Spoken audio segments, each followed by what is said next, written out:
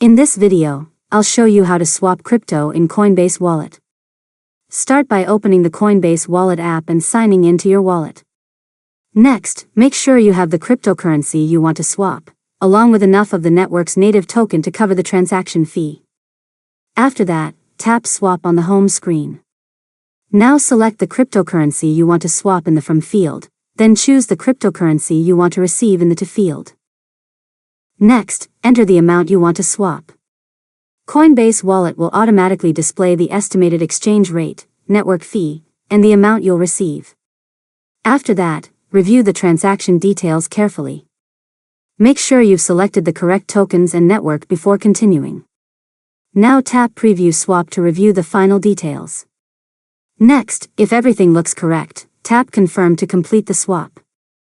Finally, wait for the transaction to be confirmed on the blockchain. Once it's complete, return to your wallet and verify that your new token balance has been updated. And that's it. You've successfully learned how to swap crypto in Coinbase Wallet. If you found this tutorial helpful, make sure to subscribe to Learn Mode Lab for more tutorials.